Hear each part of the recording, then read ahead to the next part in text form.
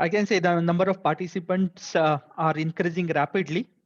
We still have a couple of minutes to start our event. It's about 30 odd participants I can see, but I would expect that number going rapidly up.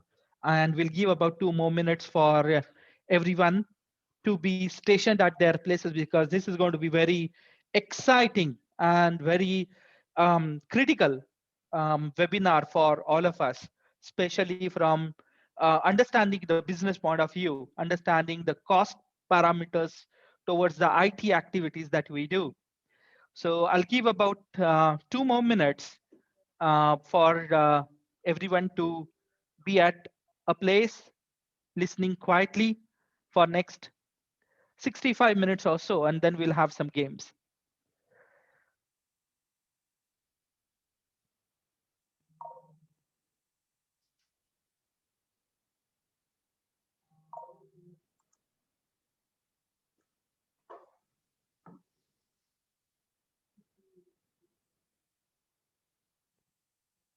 We'll start exactly at 3:32 as per my clock, Indian Standard Time.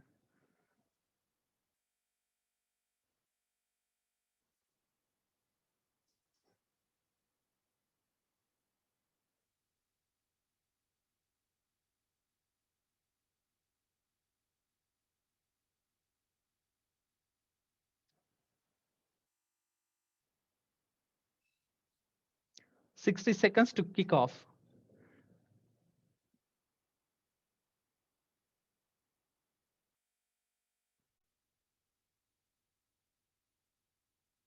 Wow, the number of participant number is growing up. That's good, very good sign. Thank you. Saturday afternoon energy after lunch is definitely awesome for CIO Club. Glad to see that number touching a half century.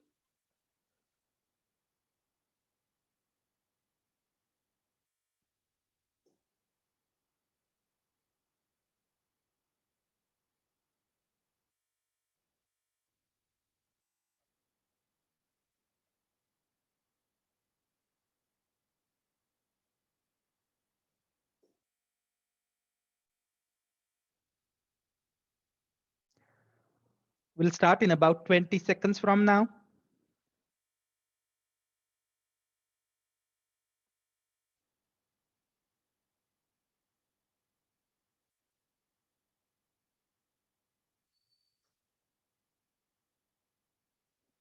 All right, ladies and gentlemen, first of all, thank you so much for joining this session on Saturday afternoon. I know it's after lunch, it's always a very good time to relax, but I really appreciate you guys joining this call and making sure we understand a couple of parameters from these young, enthusiastic, energetic team from Tanmay and his young brigade. Today, as a session moderator, I, Yogesh Jarki, would like to take an opportunity to welcome you all to this very interesting, engaging, and important topic. Here in the audience, I see our friends, not only from Pune chapter, but also from all over India. So thank you for taking out your time. Next 90 minutes or so, we'll be following a sequence of topics such as introduction, followed by our CIO video clip that we play from our club perspective.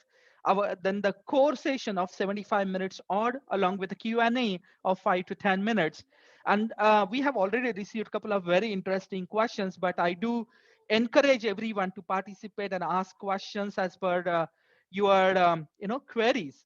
And if we could not cover up those questions in this session, we'll be happy to take them offline.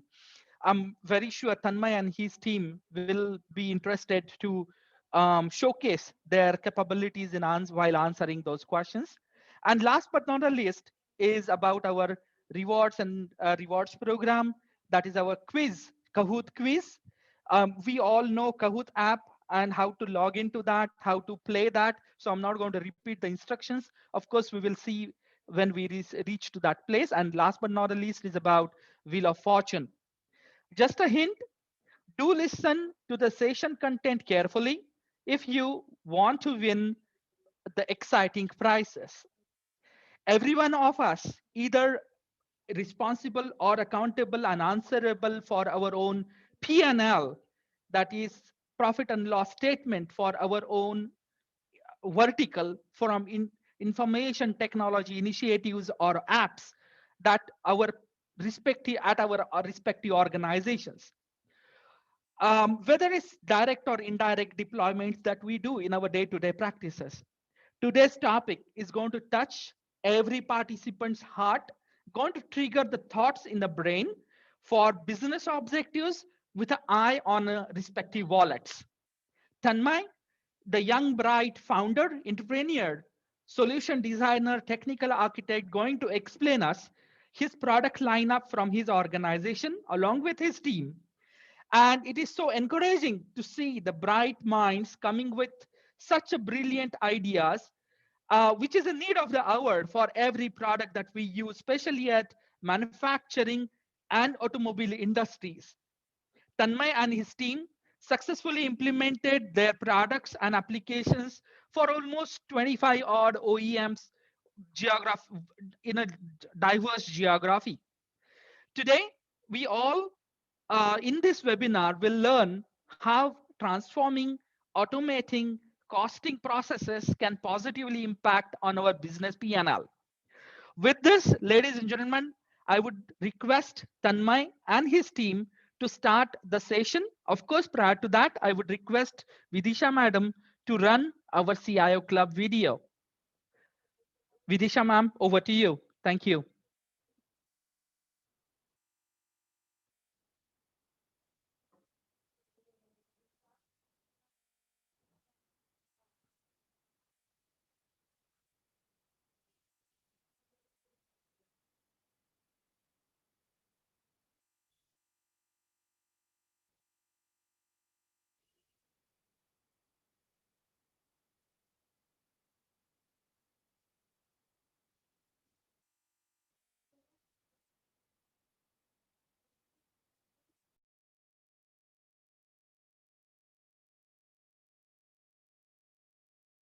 CIO Club is an initiative of CIO Association, an association of CIOs by CIOs and for CIOs. CIOs of Indian enterprises has formed the CIO Club, registered as the CIO Association. CIO Club is a non-profit and the largest association of chief information officers in India. It is registered under the Indian Societies Act. CIO Club was formed in 2008, and from one chapter in 2008, CIO Club has now grown to 10 chapters over the years. We now have chapters in Mumbai, Delhi NCR, Chennai, Bangalore, Pune, Coimbatore, Hyderabad, Kolkata, Kerala, and Ahmedabad. From a humble beginning of 30 CIOs in Mumbai, it has now grown to more than 1,800 plus members across the country. CIO Club is governed by a governing body and the chapter managing committees which drive the CIO Club objectives nationally. Our technology partners leverage this strong platform to showcase their products and services to the CIOs. The key objectives of the club are to share experience, enhance knowledge, and explore better business solutions by leveraging the collective wisdom of a large number of CIOs who are registered members. The primary objective is to drive the business benefit to the organizations of the member CIOs and also help CIOs in their professional growth as effective leaders. The club also encourages entrepreneurial spirit by providing a platform for sharing and generating innovative ideas in the larger interest of the community. CIOs from every industrial domain indulge in this endeavor for the evolution of the IT community. Today, CIO Club is poised to scale up in terms of location spread, breadth of membership, and building new alliances to bring international best practices within the reach of the community. International club relationships are being built. One such initiative is CIOnet. Members of CIO Club get free access to a wealth of knowledge and opportunities to network and mark their presence in the international community of CIOs. More emphasis is being led on knowledge sharing, and also avenues of spreading this knowledge to other members of the IT departments are being set up. CIO Club is actively working with industry bodies such as NASCOM, CII, ASSOCHAM to ensure that the CIO community has a voice in such forums. We have also constituted special interest groups on IT security and digital transformation to strengthen knowledge and experience sharing in these two critical areas of information technology. We are working towards a welfare program and executive education program for CIOs, and it will be launched shortly for all the members of the CIO Club.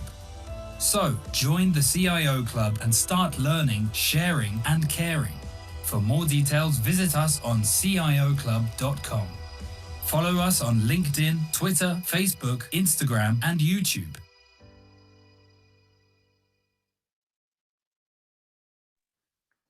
Thank you, Vidishaji. With this, ladies and gentlemen, I would like to start the session with Tanmay and his team. Tanmay, over to you. You can unmute yourself and take the session forward. Thank you. Thank you, Yogeshji, for passing on the mic to me. At the same time, also thanks to all the attendees who are there in this session for giving us this opportunity, as well as for hearing us out for the next. Uh, I hope to be a short 35 minutes presentation. At the same time, also I would like to thank the CIO Club for giving us the opportunity to actually to speak and share our experiences with all of you.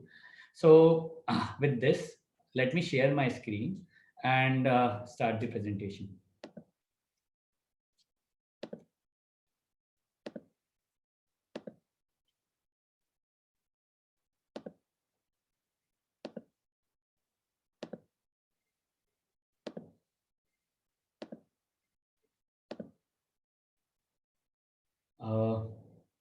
All right. So I think by now the screen would have been visible to all of you.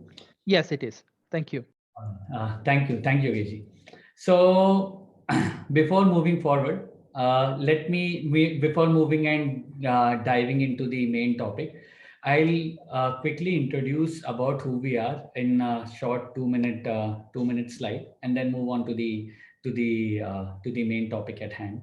So Systematics is an full stack software and IT company that was incorporated in year 2005, and over 15 years of time of our working in this industry. We have worked with a lot of people across multiple geographies, and there's one thing that they could vouch for, and that thing we have converted into a hashtag which we call as relationship beyond contracts. This is something that we imbibe in ourselves, as well as something that our clients can vouch for. Example for this is we started our journey.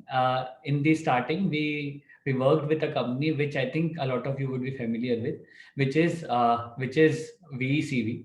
So when we started the journey, it was when VECV was Aisha Group.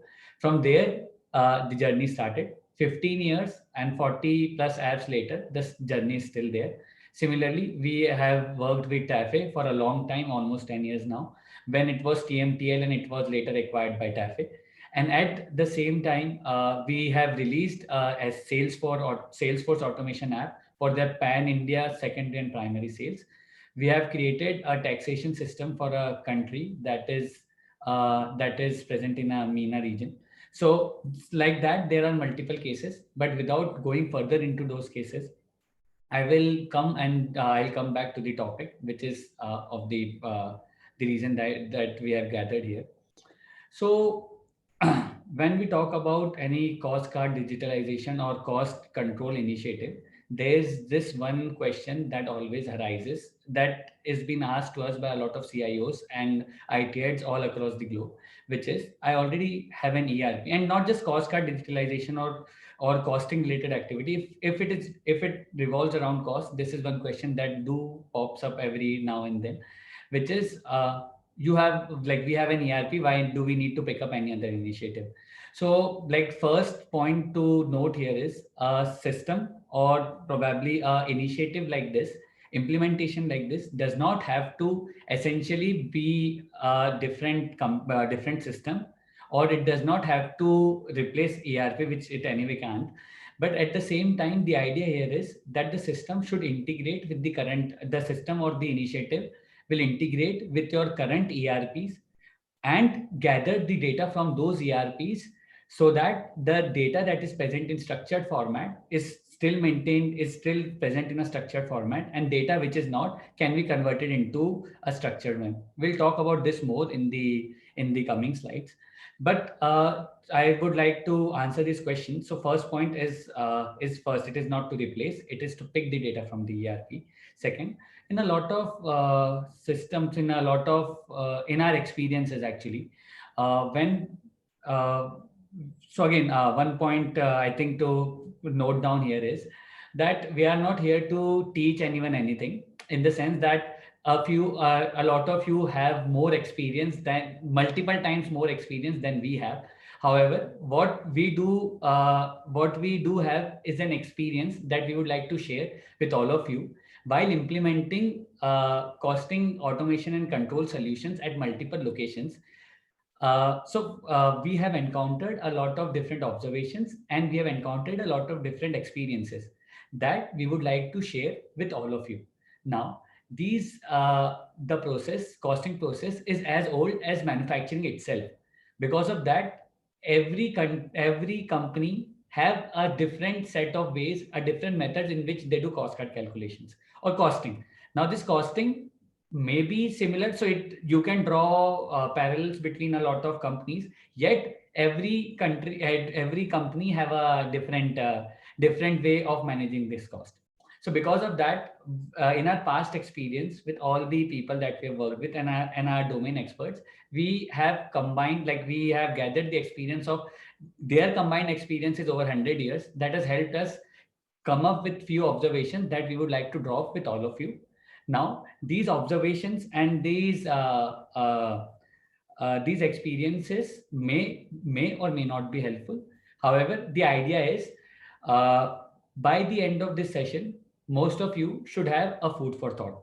And one thing that we have seen with a lot of, not seen, I would say that one thing that we have that that pops up every now and then, and that is very common, is the KPIs. That is one word that we all love, which is the KPIs. So now, so just a quick information. The KPI for us in this session is at least 30% of you should have a food for thought by the end of this discussion, because a lot of you have much more experiences, much more like experience in the terms of in this domain. It's our combined effort and what we have learned over the past 4 years that I would like to share with all of you. Coming back to moving that around and coming back to the same topic where we started.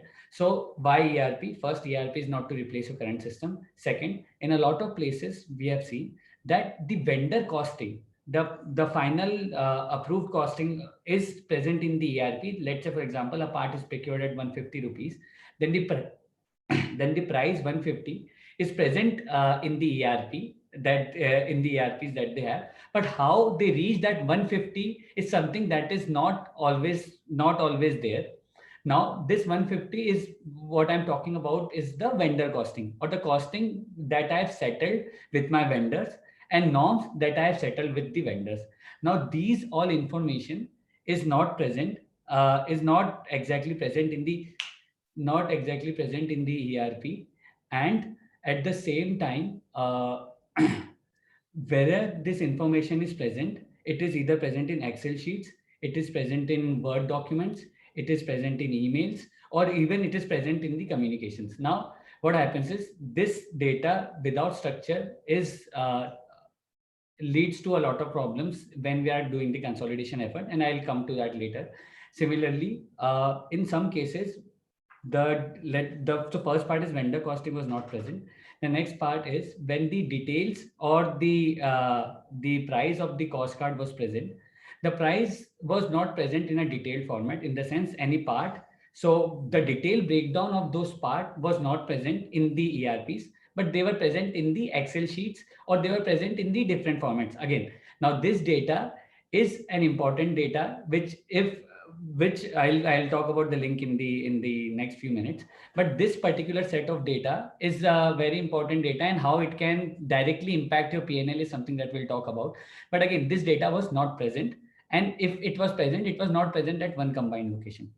Now, this is one thing that is not common to a country or a geography. That is something that is throughout the throughout the landscape, throughout the world. We have seen similar experience. We have seen similar items happening at a lot of countries now, at a lot of companies. Some companies have systems in place, some don't. But in general, most of them, at least 70% we have seen, didn't have a combined system in place. Now, coming back to the costing part. So we talked about the my vendor costing, we talked about my zero based or my internal costing. Now, in the real world scenario, whenever you're talking about a product costing, or whenever we are talking about how much this product would cost, in real world, what happens is, it's not that all of your costing, all of your part that you procure, and correct me if I'm wrong in the question answers, but a lot of the products, or a lot of the product costing, products that we create, is not something that we manufacture in house. What happens is, so essentially there is a lot of permutation in real permutations and combinations that happens in real world scenarios, which includes that you might have your part manufactured in one location, and have post processing operations at other location. You might have your part created, some part in house, some part procured by vendors. You can procure some part from vendors, or in some cases you have the complete part outsourcing done to all your vendors. Now, having all of these information together at one place is important for real time product costing, because you might have your in-house costing based on the production data available, but the cost that is procured from the vendors and the correlation between my different cost headers plays a very important role when we talk about the product costing. So it's not that I need to have that my product costs me 1000 rupees, but the important point here is, for the product that costs me 1000 rupees, I am paying 700 rupees as my raw material cost. Maybe I'm paying 250, I'm paying 200 rupees as my processing cost, and 100 rupees can go into overheads, packaging, freights, and so on and so forth. So now we have talked, so this information needs to be there in the real time. If this breakdown, or if the costing breakdown of the vendor cost is not present at one combined location, it's very hard to actually get the real time product costing of any part. Now, we talked about product costing. Now there is another angle to it, which is my client based costing, which is something which might not be applicable to many OEMs, but is very much applicable for tier 1 and tier 2 suppliers. Now, in these particular cases, so essentially a flow that happens is, the sales guy will reach out to the clients. All right. Now, based on the discussion, based on the request for quotation, they will share a cost card, or they'll share a costing. Now, this costing will be collected from the market, will be collected from the operations team, can be collected from design team, or my procurement team. Based on that, they make some additions, they make some changes, and the same cost card is submitted to the client.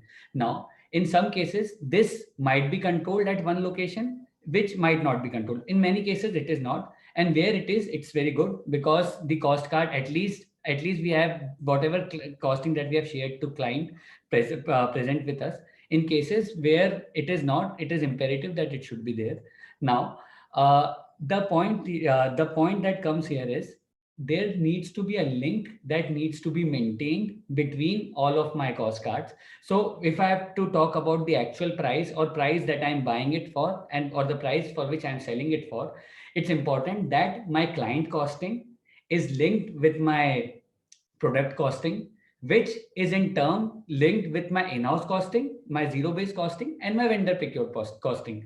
When all of these are linked together, that's when we can get real-time insights, and that's when we can take decisions, right? Like take decisions before a revision or a change has happened.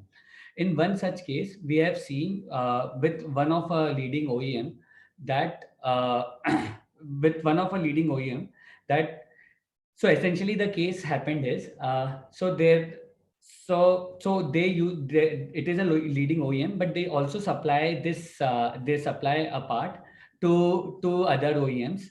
Now in this case they have a client, they have a price that they have fixed with the client. They had vendor based costing, they had a vendor costing, they had a part that they procured from vendor. Now they made a revision of that particular price for that particular vendor. At that point of time they didn't know that what the impact of this price change will do to the product price. Now in this particular case what happened was the price change was a small one, but the agreement and the PO was raised, and based on that by the time after the PO was raised and approved, that's when they found out that it has increased the price of the product, which in turn they have to settle with the client. Of course, now when this point came into their observation, this point got highlighted. At that point of time they did talk with the vendors and they did settle the price. But this is one case in which this change was identified. There are multiple changes or multiple cases in old data where this change was not identified. So in those particular cases it's very hard to see the impact of a small part change on the product costing. So this is one thing that we have seen. And this again, the price of how much of the 5 lakhs was recovered is something which we don't have. But yes, they did recover some amount, but this is about the case where it was recovered. There are multiple cases in which it can happen that it is not recovered. Now this is something that is a food for thought for everyone, that should the linking be present in all of these costing sheets. Now like 2 days ago only, I was going through an article, and then there I saw an ad from Bloomberg, basically. So the ad only had 3 words in it, which is data, insights, and clarity. Now, data, insights, and clarity would seem like just 3 words, but when all these 3 words are combined together, so it is data dot insights dot clarity. Now if you think about it again, it's like the data will give you insights, will give you clarity, which because data is a topic of discussion for everyone, I'm pretty sure everyone is well aware of it. This is not something new that I'm talking about. It's just one thing that I saw, so I wanted to highlight. So data leading to insight, leading to clarity. Now upon further pondering, what I and again belonging to an IT side, we thought, so we were pondering about it and we realized that it's the structured data that gives you insight, which gives you clarity. If data is not structured, it won't give you insight, and neither it will give you clarity. So like they say, the data is the new oil, but data is the new oil in the ocean. It's where you have to dig in. It's important to know where to dig in to get the actual insights and clarity from it. So structured data, in my opinion, is structured data will give you insights, that will give you clarity, and it is important that the data gets structured. Now in this particular case, there's one more point to be noted here, which is uh, old structured data will give me insights on what has happened and give me clarity on what has happened. If I have this data real time, then my real time structured data will give me real time insights and give me real time clarity, which will help me take business decisions in real time, reducing the tolerance of ambiguity. Now in a lot of places, again, something to think about. In a lot of places we have production data, we have complete production data, standardized and what I would say is standardized and present at structured at one particular location in our ERPs. We have data, customer data and client related data in our CRMs. We have HR and HR related data in our HRMSs. And there are multiple cases. But what about costing data? Do we have all the costing data structured at one location? Do we have all this data that can be all this data structured at one location that can be used to find insights or clarity? So the question, when we talk now, when we pick this topic and we talk to our clients on this particular topic, when we talk about getting this data all together, getting this data structured, there's this one question that we get asked a lot, which is now the team will have to work more to get this data or they will have to they will have to enter this information to get this data. So our only submission to those cases is that so let's say, for example, you are running on track. Okay, you are running on field and you want to reduce your, let's say we are talking about a 100-meter sprint. Now let's say if you want to reduce this time. Now, so let's say, for example, you have to run faster, or you have to complete this track faster.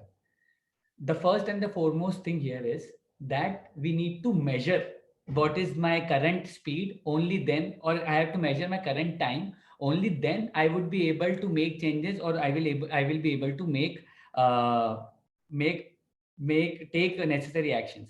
So similar case applies here as well. So the answer to that question usually goes is, if you if I have to reduce processing cost, and if I don't know the cycle time, there is no way I can reduce this cost without having any repercussions. Similarly, if I want to reduce the price of if I have to reduce burning loss, unless and until I don't know what my current burning loss is, it is very hard to make this, to reduce these changes. And first thing is reduction internally, and other is reduction based on the settled price with my vendors, because until and unless I have that data, I would not be able to reduce it down. So similarly, same goes for purge loss and other details. If I don't have this data at one place, it is very hard to actually make or draw any insight or make any changes from that. It's like a, so in our experiences, what we have seen is, it is like a Pandora's box.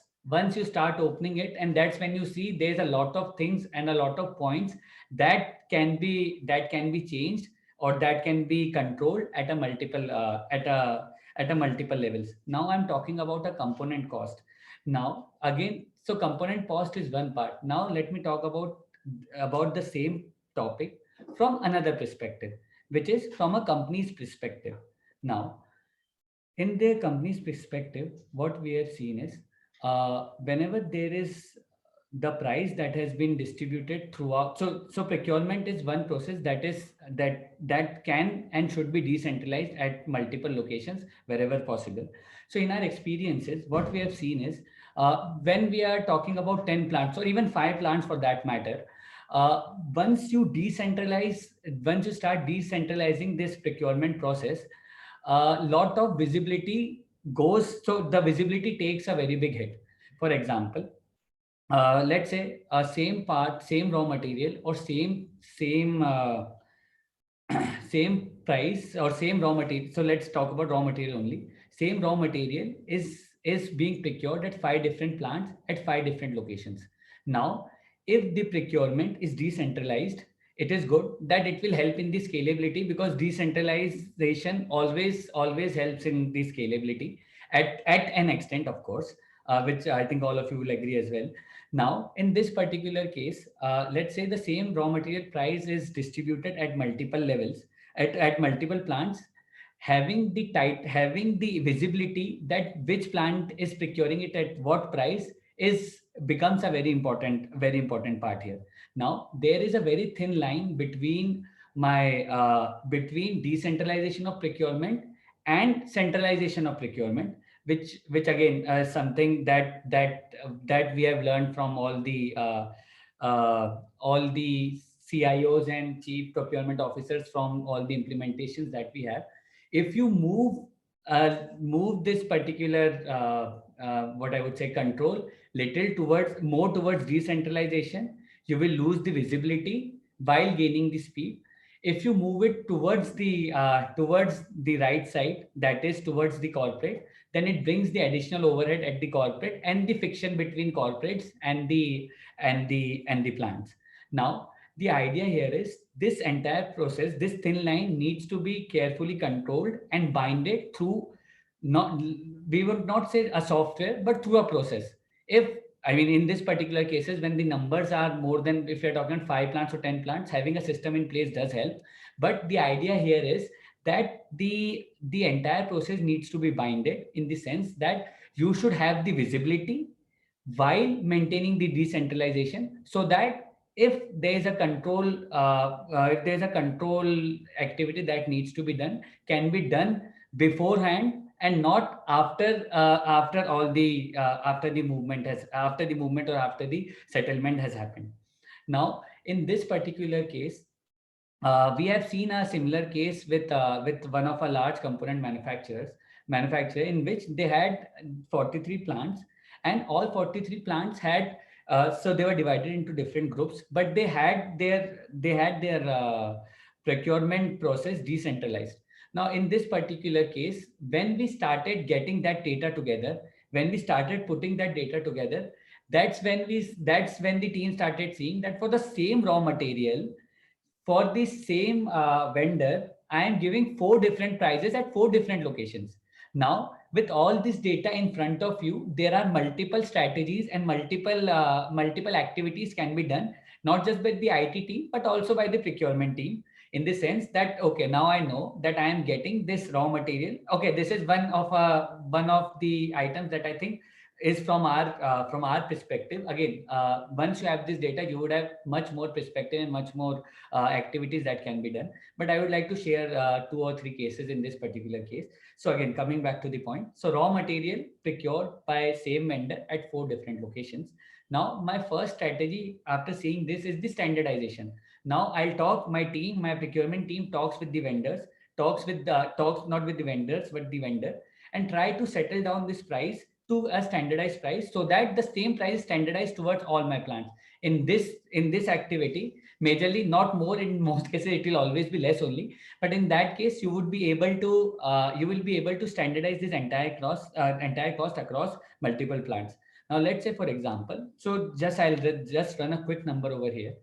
Four four plants, each procuring 1 ton, each procuring 100 ton a month.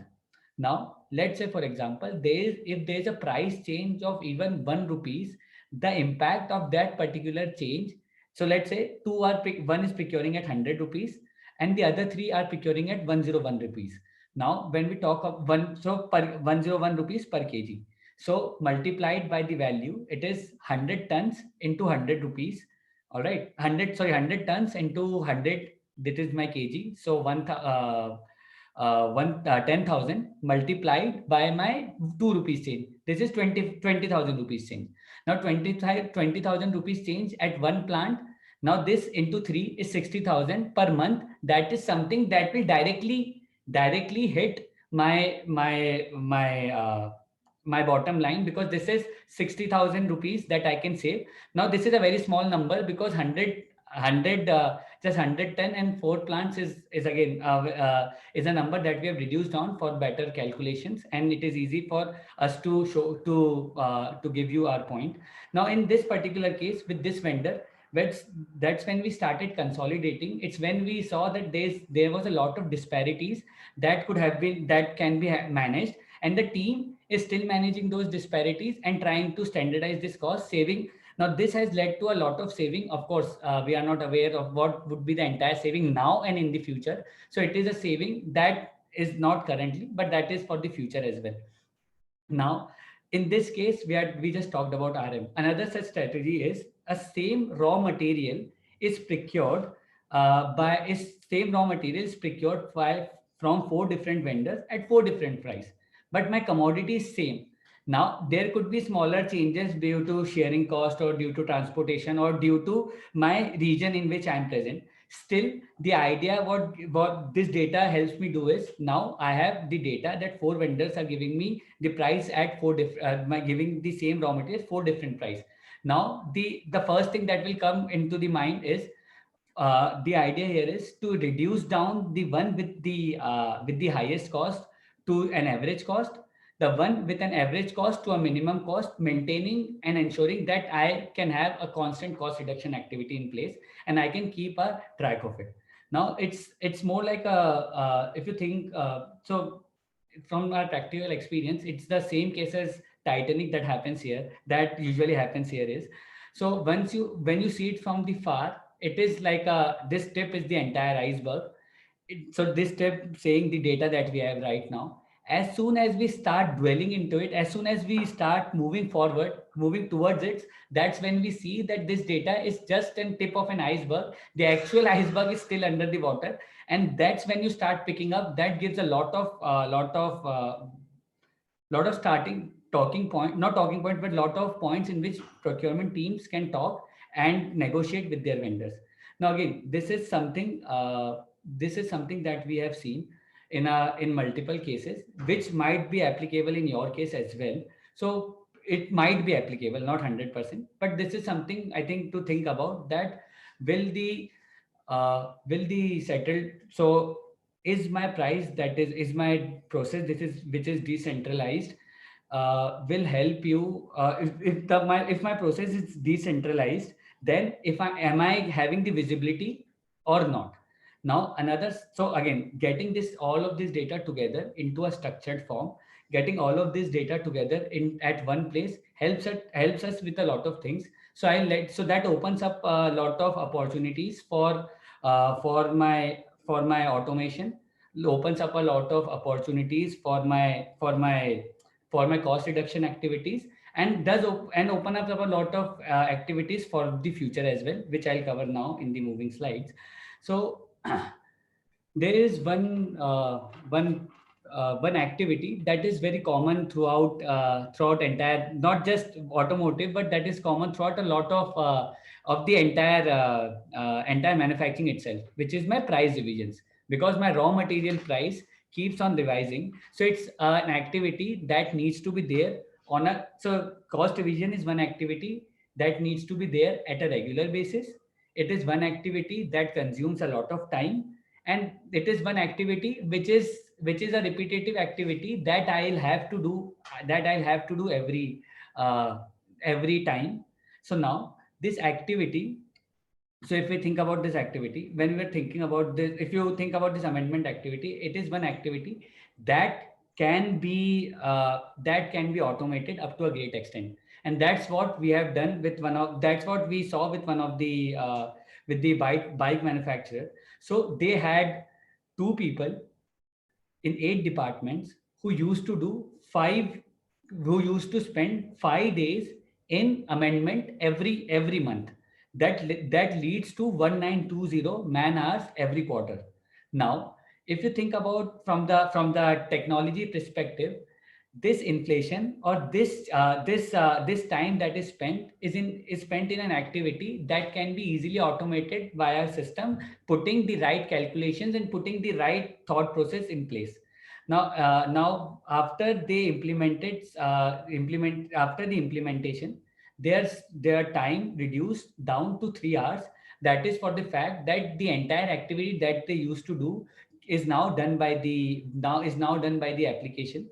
And now they just have to see that what is the approval, and based on this approval, they can make the changes, and the system, so essentially the flow happens is that the price revision, the cost engineers will make the price revision into the system.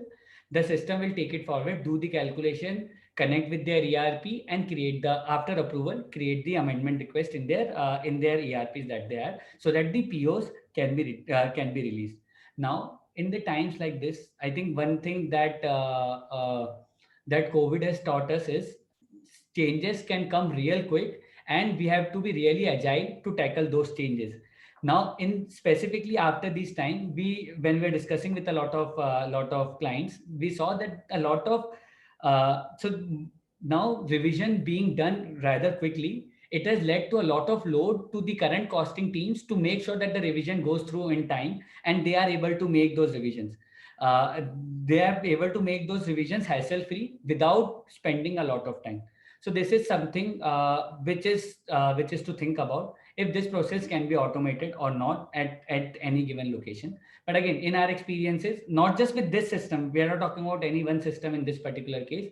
Even if there is no such system in the play, like there is not a dedicated system, but this is something to think about, that how this process can be automated if it is not being done already. Now there is another aspect to it, which is my vendor negotiation part, or the part in which I talk to my in which I get the, so basically the part in which I do the vendor negotiations and vendor discovery. Now in a lot of OEMs, what we have seen is a lot of time whenever, so this entire activity is divided into two parts. First is my price revision, and second is is the submission of RFQ, or submission of the quotation from vendor to you. Now let's talk about the vendor. Let's talk about the vendor negotiation phase. This is when I already have a SA or PA in place, and I have to do a price revision. Now, essentially, in a lot of cases, how this activity happens is, there is a discussion that happens either on phone, on email, on WhatsApp, or any other media, in which they talk about this particular, they talk about the revision. This revision needs to be done. That, sir, we need this revision. We have to make this change and all of it, which is done outside the system. Now, this particular negotiation has three different avenues. So first is, so there is three points in which the time is spent. First is the negotiation and follow and back and forth communication between the cost engineers and the vendors. Second is the approvals of this particular revision with my current team and my internal team. And third is my third point in this particular case is my final conversion of this cost card into my format, so that so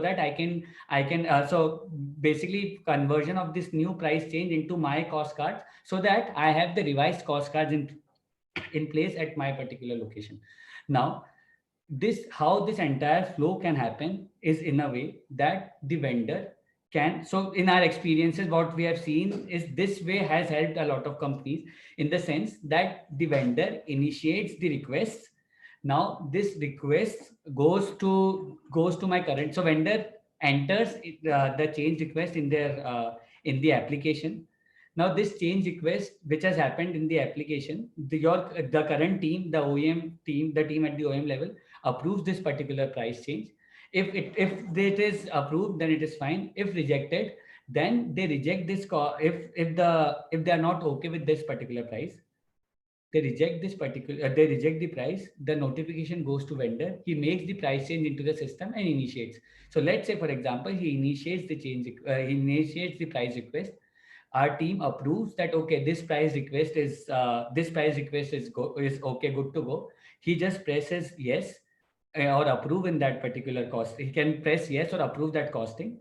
Now that, not costing per se, that the price revision. Now this price revision will initiate the amendment flow in your system automatically, in the sense that, okay, the price is changed from 112 to 114. Now this 114 has led to impact on these particular 800 or 900 parts. Now I have to just select which parts, or if it is all, I have to select them and send it for approval to my authorities, who can approve. And once approval is done, the same notification goes to a vendor, gets updated in your system, and also you have the complete track of it. Now that is one part which we have seen in our experiences, saving a lot of time of the costing team. The another part is when I submit the RFQ. So let's say I create an RFQ that I've submitted to my vendors. Now those vendors may or may not send it in my particular format. If they have sent it in my format, that's good. If they have not, then in that particular case, my team has to convert those cost cards into a standardized format, so that I have a clear comparison between multiple quotations that I have received, and based on that, I can make the share of business allocation. Now, let's say, for example, in a particular case, the price revision has okay. So in a particular case, vendor is creating the costing anyway. So how about I let the vendor create the costing into my system, not the complete system, of course, but to a part of it. He can create the costing right there in the system as well. In the system, he can submit his quotation. If I like it, or if I approve, I can approve, and the same gets converted into my format by the system itself. I don't have to do this activity myself, but the system can do it for me. And then all I have to do is compare and see which is practical, or which is more profitable for me. Now, this case can also be automated once a set of data is there. Using simple models of machine learning, this specific database, this specific information can actually be done via system itself. Again, that requires a lot of data, but yes, that is possible. Now, this time that is spent in negotiation, or the time that is spent in conversion of this particular conversion of these cost cards into my format, My costing team, can utilize this time into two things.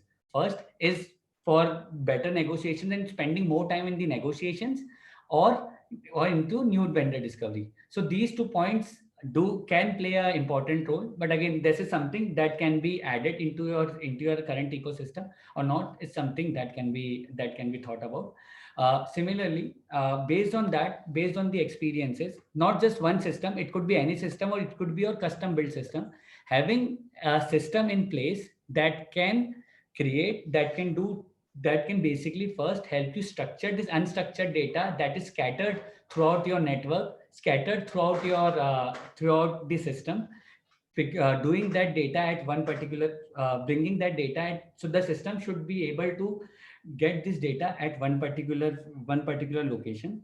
Now once that data is at one particular location, I can use that data to drive insights. Now these are the few benefits that we have seen happening with a lot of companies who have implemented a similar solution, not the same solution, but who have implemented the similar steps. This is one activity that can again vary from company to company, but that what it essentially helps you in doing is, it helps you in 100% control procurement and price revision, because now you have all of it in front of you. All of this data revision is happening through the systems, happening through the consolidated data. So now I can, when this data is together, I can control it actually I can completely control it because it is right in front of me.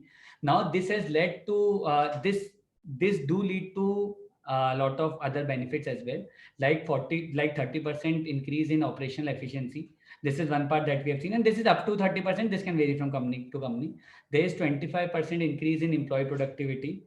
That is a variable point, but this is something that can at minimum happen at any organization level. Similarly, this inflation control that happens in the form, in the excel sheets, or happens in the multiple files, can be combined together into one particular location, and then using the systems, using the automated systems, can help you do this specific activity. In many cases under 10 minutes is a common point, but that can be done. Similarly, uh, one part is getting all of this data together. The other part is to having it together at a secured location.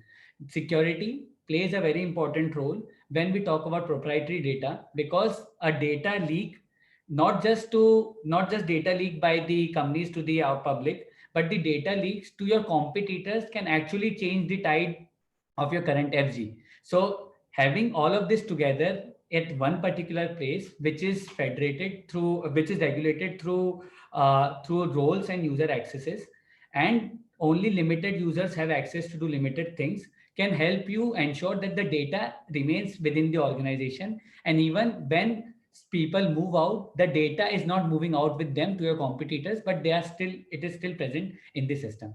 And now these benefits are some benefits that we see in the current perspective. Now, not just this benefit, the other benefits is, there's one big benefit that we get out of combining this data together, which is to make this entire, not just that the data is making you current ready, and so you have the data, you can see you have visibility and everything. But now since you have visibility, now since all of this data is present at one particular location, there is multiple future initiatives that can be built on top of it. Some of those example is, I can build my machine learning algorithms to help me do predictive analytics, so that I have an approximation that this is what the price increase can happen.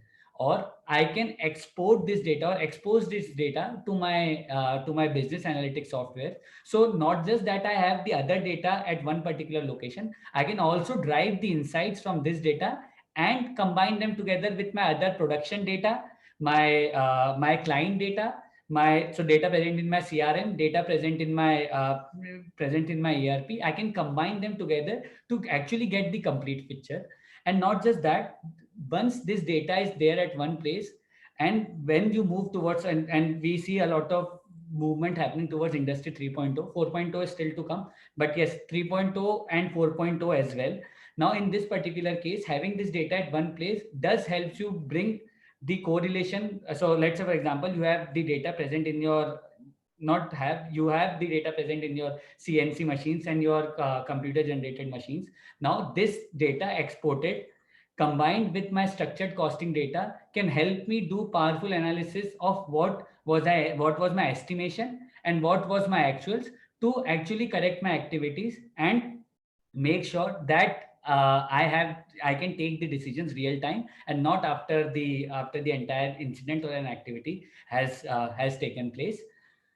With that, I would like to introduce one of the solution that can help you achieve all those points, which is costed right, which is an enterprise costing estimation, costing automation and control software that we have implemented at multiple locations, which can help you gain all the above insights. So with that, I would like to thank all the team, and Yogesh ji, you can take it forward from here. Thanks a lot. Thank you, everyone. It was very interesting. Thank you. It's good learning for all of us. Going towards our workflow days. With that said, there are a lot of questions though. You want to take a question, or I know Sunita want to answer some questions. So do you want to take a Q&A session right now? Yeah, I think we can. It's good to, the idea here is to have more questions and discussions. So yeah. Exactly. So, there is a question from Ajit, that is the solution work for foundry and forging operations in a real-time scenario? Yogesh ji, just 1 minute. Sunita and Kapil, are you also joining in? Just a minute. I'll just take Sure, one. sure. Yes.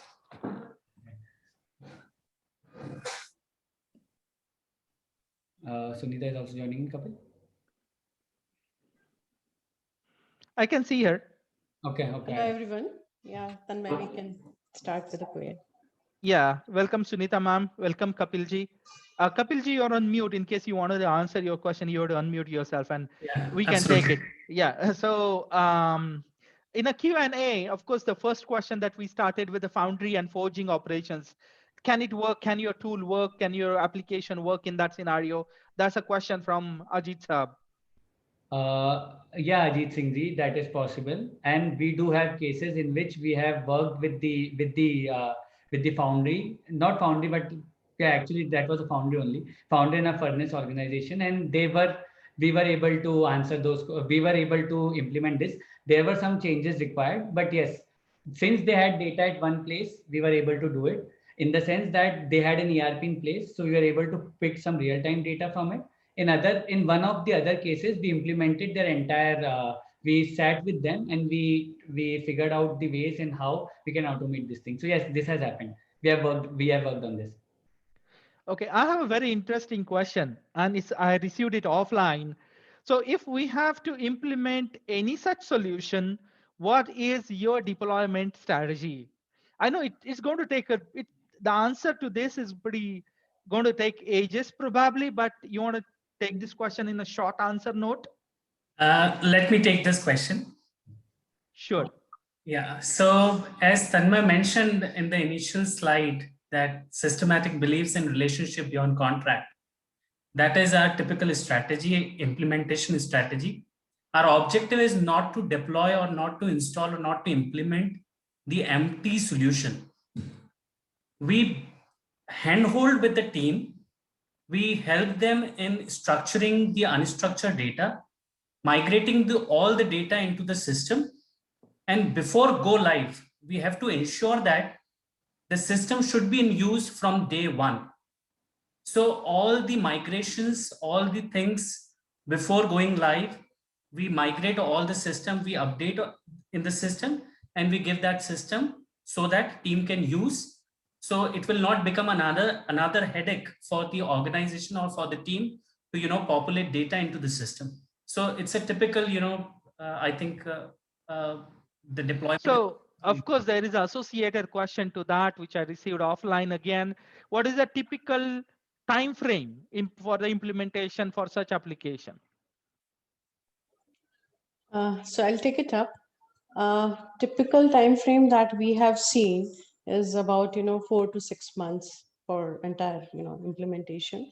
The reason is multiple, because when we start approaching, most of the data is in unstructured format in Excel sheets, and in some cases even the cost cards are missing. So that also takes a lot of time to prepare the data, and typically 4 months to 5 months or 6 months is the typical time frame, I would say. So with the time frame, I also received one more question associated with that. That is it a complete module or bits and pieces?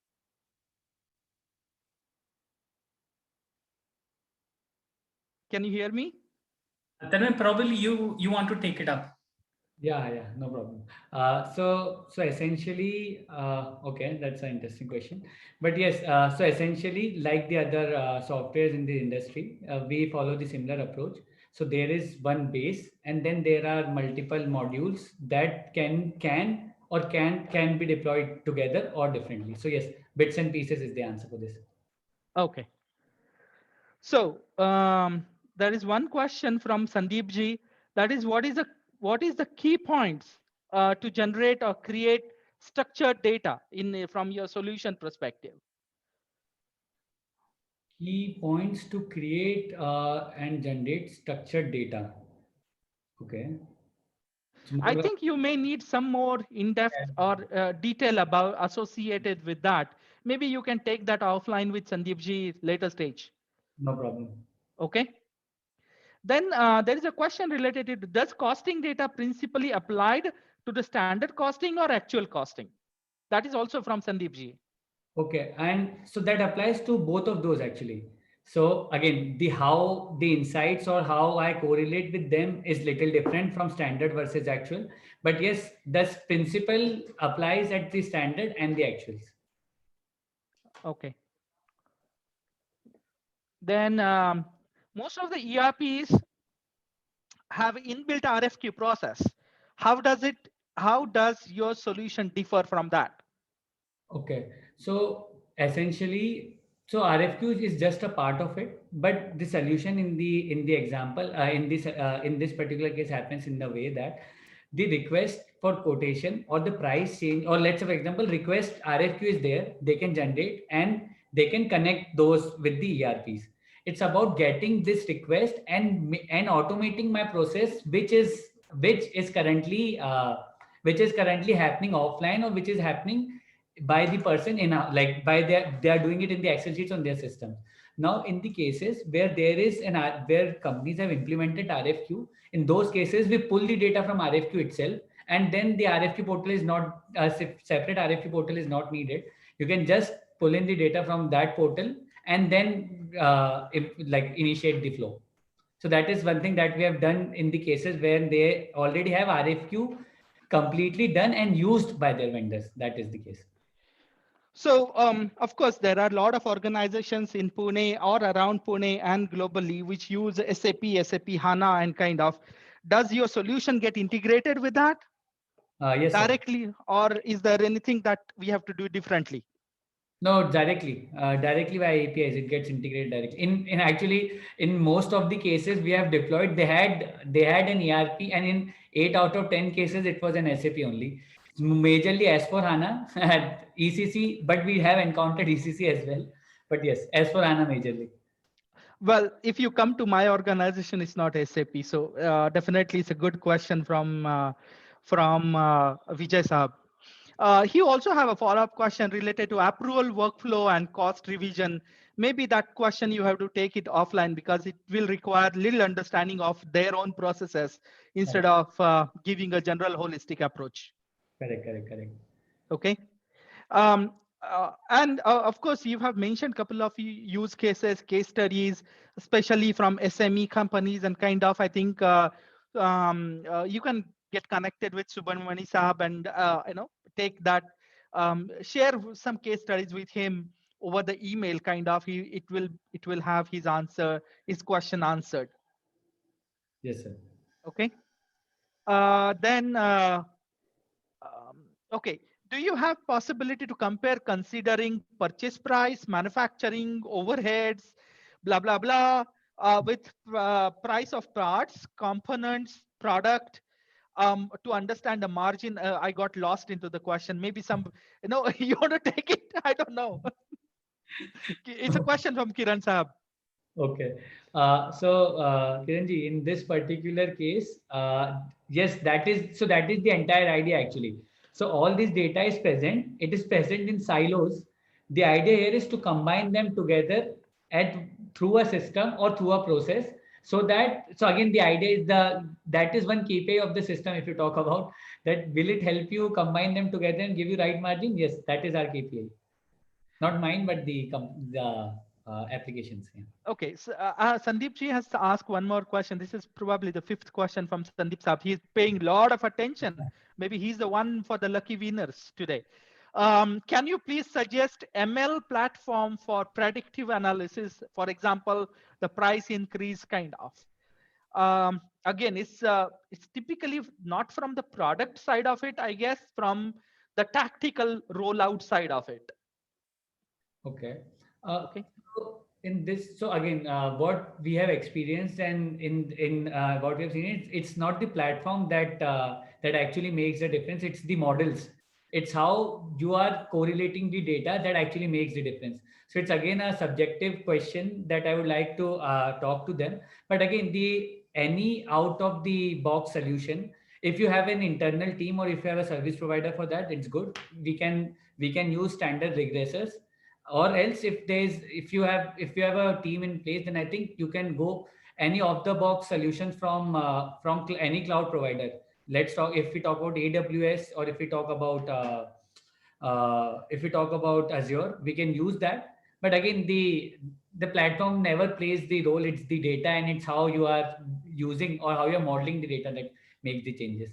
So again, this is some question that I would like to personally connect and answer that. I think that would Sure. be. Absolutely. I mean, of course, I've made a note of these questions, and then you can connect with them directly offline. Of course, there are some interesting questions from CAD, CAM, PLM kind of product side of it. Can your product read a 3D data for cost calculation, and can it be on a PCB boards and etc.? So maybe you can take those questions. Whether if you have answers ready, you can give them to Anupamji. Okay. So I'll question one by one. I'll answer question one by one. So first question was that does it read the 3D data? So if you are talking about 3D data from drawings, so the answer to this is yes and no. Why? Because are we able to read the data? Yes, we are able to read the data. Is it at a level that it can be rolled out to a production release? The answer is no. So this is a feature that is in progress. Okay. Same with the PCB board, I guess. No, PCB board costing is applicable is possible in the application. Okay, thank you. Okay, so integration with SAP two-way or one-way? If two-way, then how is the licensing? Okay. So now there is, so again, this is a question that varies from company to company, because again, the process varies from company to company. But the idea here is it can be made one way or two way. But even if it is two way, so one way is when you pull in all the data, but you don't push back a data, or you create another mechanism to push back the data. The other is you have a real-time connectivity between both the systems. Now, this pricing licensing that you have settled with the SAP, the document pricing that is settled with, that you have in your agreement, is something that will vary at your location. Basically, there is no separate cost that we charge at our end. How about alerting mechanism? That's a question from Umesh ji. Yes. Does this system, so the question is, does this system gives real-time alerts on impact on price and cost? Yes, it does. Perfect. What are the challenges faced during the implementation of your product? Maybe you can share some of your experience. I think one of the product that you have shared during your 45 multiple geography organization implementation, some of the challenges that you mentioned, but any other challenge that you want to share in quick 1 minute maximum time? Okay, so the major challenges which we essentially see or that happens is uh, it's like it's get so the primary challenge is getting this data structured. Now there are multitudes of challenges that comes in when we are structuring this data, because some data might be, let's say if it's organizations 15-year old, some prices were created 10 years ago and they are just being revised. So essentially the biggest challenge is to get this data in a structure and combine them together at one form, which basically the majority challenge is this. And the second challenge is the change management, in which the team has to change their current method and have to move to a centralized system. So these are the two major challenges that we have seen, which is structuring of data and the change management. Perfect. So Umesh, she has a follow-up question. Maybe you can take it. That is, what is the difference between product cost in your application and SAP S4 HANA? So okay, again, this varies at the level at how implementation is done at any particular location, but essentially, major difference that we see, not major difference, I would say, in this particular cases, when there is a real time data change based on the settled price with the vendor, that's when you can see the real time changes here in the application at that point of time. And again, this change will be applicable in SAP also once that change is pushed into SAP. Perfect. Is there any model available to view the what if there is change in a cost or MRP? I think I might need a little more perspective in Yeah, that. maybe the framework, he's referring to a framework or template kind of. Get in touch with him offline. This is Jagdishwaran Balakrishnanji, and you can get in touch with him. And if there are ready-made templates or framework available, you can share with him. No problem. Okay. Yeah, people have started asking how long this meeting is going to be also. So this will be till 5 o'clock around. We still have about about 19 minutes odd. um, and okay, last quick 3 4 questions. Okay. um, we may not go by every question right now, but you can get in touch with them offline. Inventory valuation taken care by your costing program, yes or no? No. No. Okay. Specific prerequisites to implement Just one. So okay essentially, the idea is there's one prerequisite that usually SOW. there's a there's a big change coming with your team. Change usually already with change management is the only prerequisite Yeah, actually. spend the money, sign SOW. That's the prerequisite. Okay. Is always a time gap between commodity inflation and price increase settlement in the market usually um, is retro perspective for each other. How application provides a solution to that? Okay, this is again like the answer to this is a essay type answer. So I think probably it's better to connect with Yogesh here. Oh, okay, perfect. Okay, and there is what if question, what if analysis. The question does not, does this system has what if analysis? Yeah, I mean, without that it will not flow because it's commodity and analysis and pricing, but you can very well answer it to Umesh. Yeah, correct. Yes, the answer is yes. Okay, good. And last but not the least is about a question from Anand. How you can arrive to actual cost when most of the components of the costing are out of the box, such as dairy product. Okay, this is, I think probably I will have more perspective, but how will you actually arrive is something we have not tackled it yet. So it would Okay. be an out of like we are not aware yet. Okay, connect with him, maybe something related to the dairy industry that need to be understood specifically. Correct. Okay, thank you. Is material retrospective part is particular product? Again, Sandeep ji is asking this question. You can take it offline with him Yes, because it will require little elaboration, I guess. yes. Right, correct. Okay. Okay. So this completes the Q&A, but there are quite a few questions on. Okay. Does product costing satisfies ROI justification to the management and finance? So this is the answer to CFO. What do you answer to CFO kind of? Yes. The idea here is it. So again, it does satisfy in the sense when it is compared with the actual data. So we have worked on this particular case as well because it is the CFO in many cases that approves the final prices in many organizations. Okay, some questions from the chat. I'm going to take only two of them. Does platform contains RFQ portal to suppliers? Can one be awarded PO if the weightage parameters are defined? So Correct. auto PO kind of process. Yeah, if weighted parameters and the timeline, not timeline, I would say, but the revision duration is defined, this can be done. Yes. Yes. Oh, the questions are duplicate. Probably people have put it in a chat first and then Q&A later. So with that, I think it's the Q&A session of about 21 questions is complete. Okay. I was counting them. I don't miss out anyone.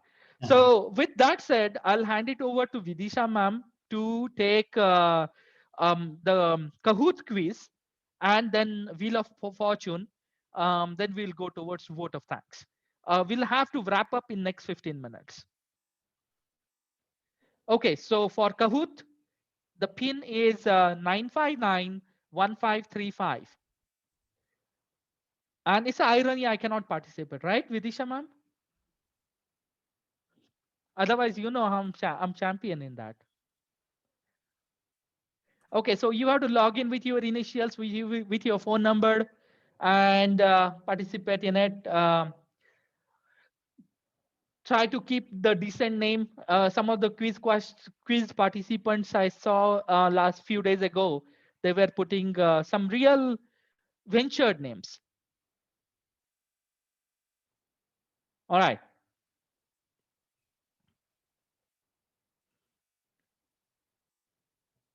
First class. So there are about 25 total participants, 71 quiz participants, 26. We'll give about 1 more minute and we'll start.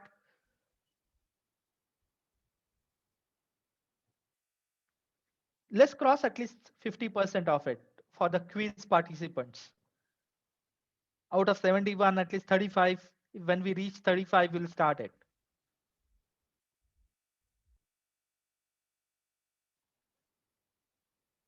All right.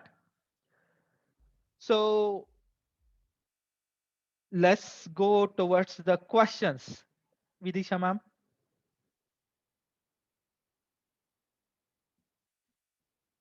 Be ready. Question starts with 3, 2, 1. And the first question. How does cost card digitalization help you in your future technology roadmap? Answer will needs to be in next 10 seconds. 8, 6, 4, 2, 1, 0. Let's see who's the first. All have answered correctly, almost all. Okay. Y, Z, and the number is the first one. Wow, that's good. What is the tagline? This was the first slide. And the answer needs to be in next 10 seconds. 6, 4, 3, 2, 1. Excellent. 14 people answered it correctly. Next question. What is the most time consuming activity that costing team faces in a regular basis? We saw this in one of the slide with the same picture. An answer needs to be in next 10 seconds. 5, 3, 1, 0. Excellent amendment. 6 people got it right. And we have slide change. RP has taken first lead. Fifth question, how much time leading bike or manufacturing saved in cost inflation impact analysis? We saw it in the case study, slide number 6. Somebody remember that? And it was a pretty large number. Answer needs to be in next 4 seconds. And excellent, 21 people got it right. Slide change. RP maintaining the lead. Cost management solution can replace your ERP system. Yes or no, true or false? We saw this in one of the slide. The answer needs to be in 10 seconds. 5, 4, 3, 2, 1, 0. Yes, 26 people got it right. And we still have SA maintaining the lead. What is the hashtag? Systematic users. We saw it in every slide. The answer needs to be in 10 seconds.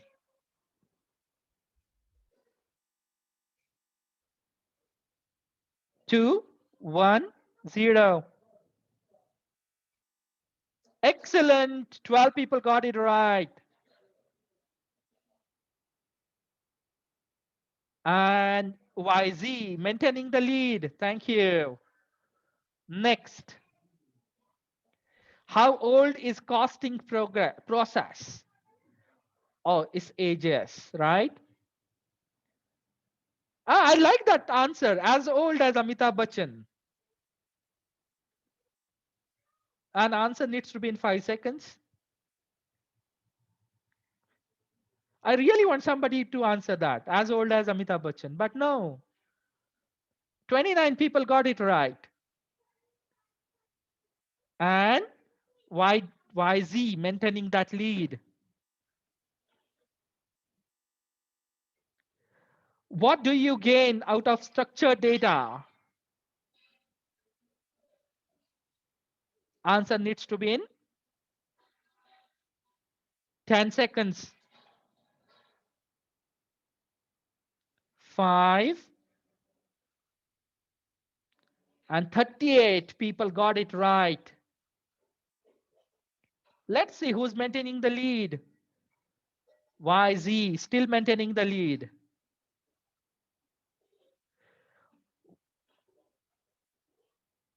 What was Tanmay's KPI for the session?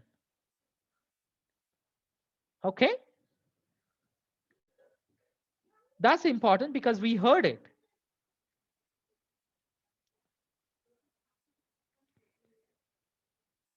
And okay, 9 people got it right.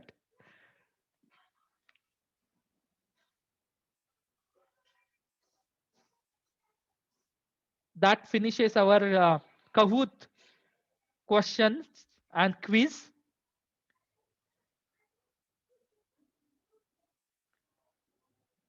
Vidisha ji, you want to take towards the results? Perfect. YZ, first prize. Benefits of costing management and management solution. Answer to the last question. Number 10.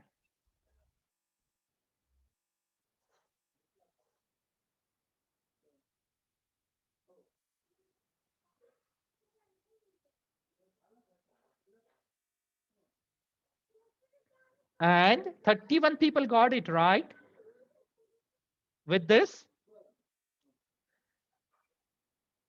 big round of applause for SM.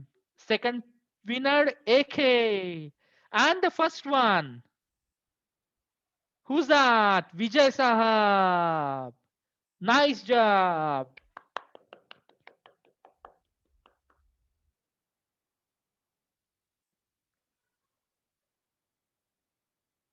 Thank you for your excellent participation.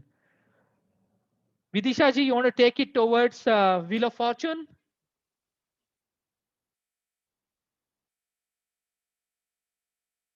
for the participants?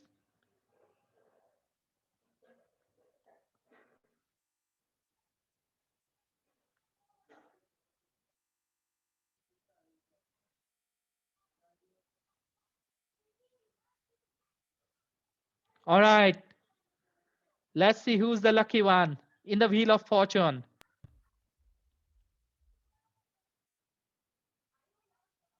Get a spin. Excellent.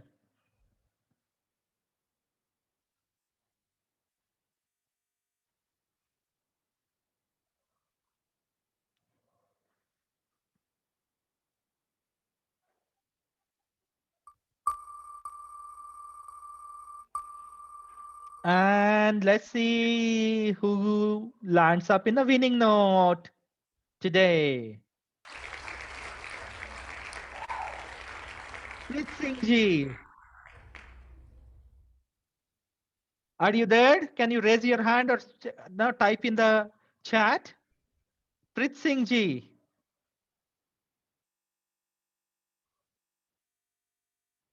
No? Okay. One more time.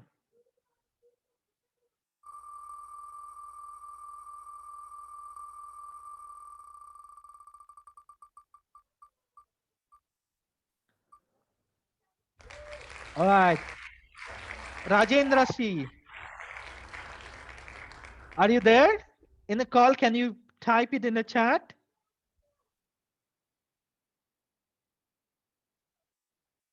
Rajendra ji. No? Okay. One more time.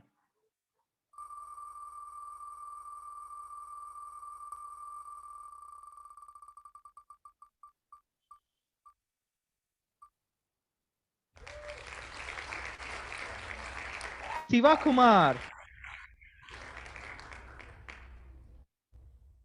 are you there?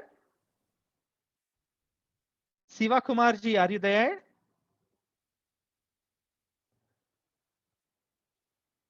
One, two, three. No. One more time.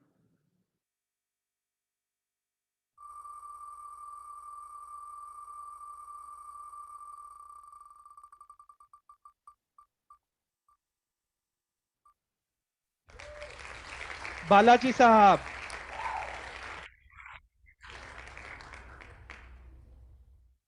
Are you there? Are you there?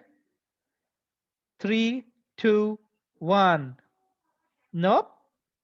One more time.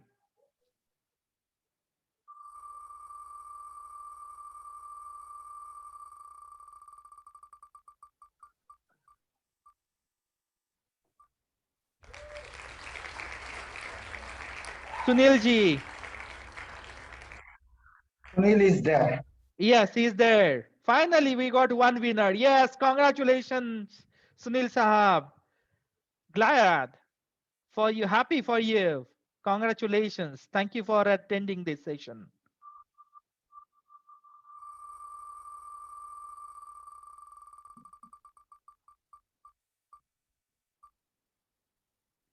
Who's the next one? Praveen Sharma ji. No. No, next.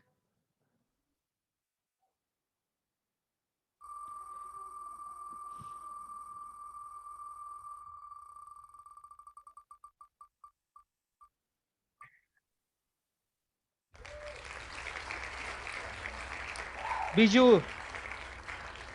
Biju ji, are you there? No. No, next.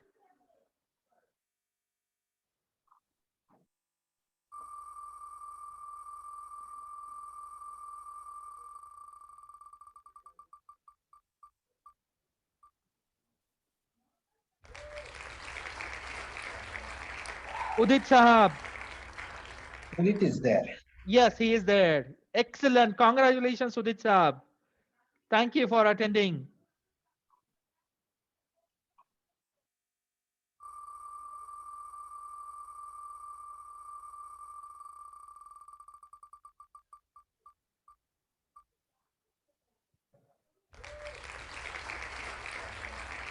Paresh ji. No. Paresh is not there. Okay, last one, final. We have next 90 seconds to wrap up.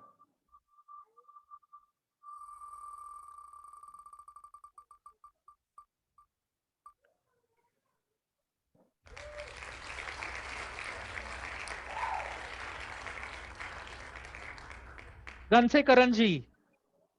No. Nope. Okay, all right. So Vidisha, you want to take a one last chance, or we should stop it? Let's take one last. One last. Okay, thank you.